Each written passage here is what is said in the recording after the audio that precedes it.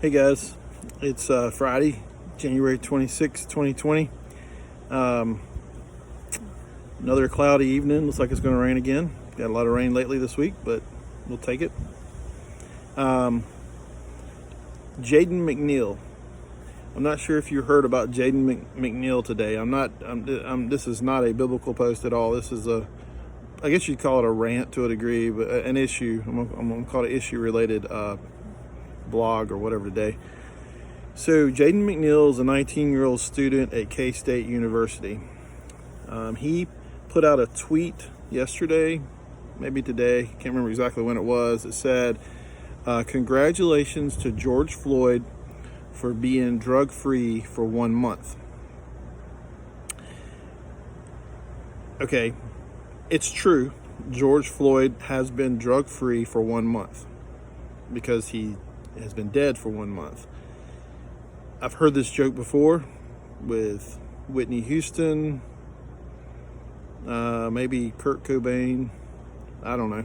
There were several people that have had drug-related deaths, and that joke has been out. You know, so what? It's a joke. It made some people chuckle. It offended some. To some, it didn't mean anything.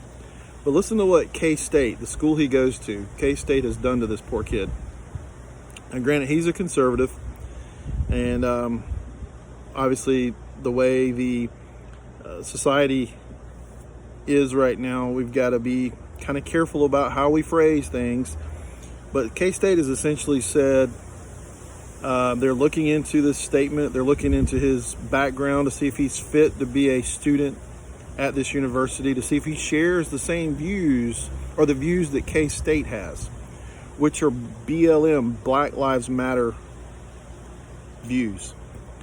So what the school is trying to say, hey kid, we may have made a mistake letting you into our school because you don't take this thing seriously, or because you joked about it, or because you joked about a black man who died, not even about the movement, that you're racist and you automatically don't believe Black Lives Matter. I mean, they've labeled this guy all kinds of things in a matter of minutes. Matter of fact, they went so far, students, football players, other people in the community have sent him death threats. They've posted, hey, you come back to school, you're as good as dead. Wait till you get back, we've got a surprise for you, which are kind of a veiled threat, but here's this kid, he's just making a joke.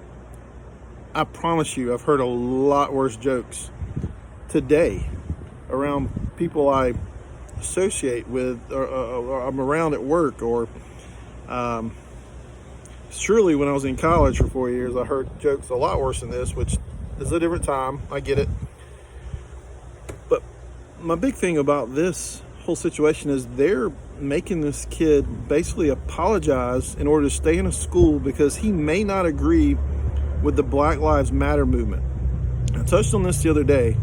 BLM could be set up in a good way to where it could be a good recognizable movement toward reconciliation amongst races, but it's being funded by Soros. It's being politicized by the Democrats, and it's being pushed and defended by Antifa, which totally discredits the movement, in my opinion.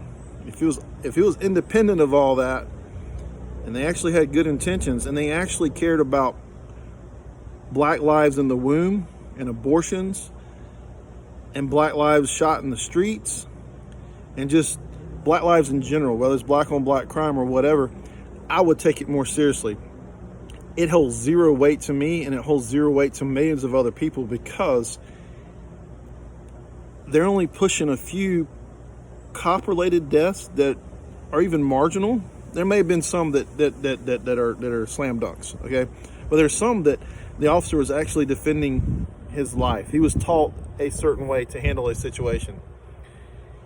That's wrong. To take 2 or 3 bad occurrences, blow it up into a situation with BLM, when you got millions of opportunities with aborted babies and killings on the street and domestic violence deaths that go unannounced or they don't put any focus on that. Why not?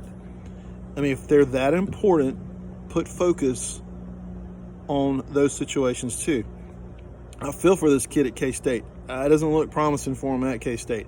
It doesn't look promising for conservatives at K-State.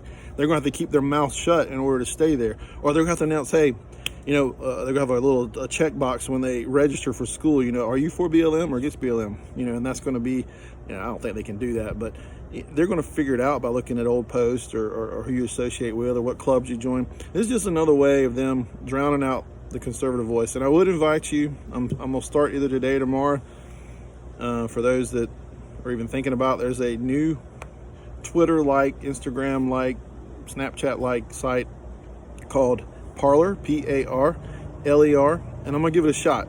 There's a lot of good conservative voices that are going to be unfiltered on there. I'm sure there'll be other people on there too, but it's basically Twitter and Facebook. They're putting the clamps down on what a lot of folks can say from a conservative standpoint, from a Christian standpoint. So anyway, check Parler out, the new app, and pray for this kid, Jordan McNeil. I don't think he had any ill intentions. I think it was just a joke that's been around for years and years and years, and it fell into the wrong lap at the wrong time. So anyway, guys, take care. Have a good weekend. Be back tomorrow.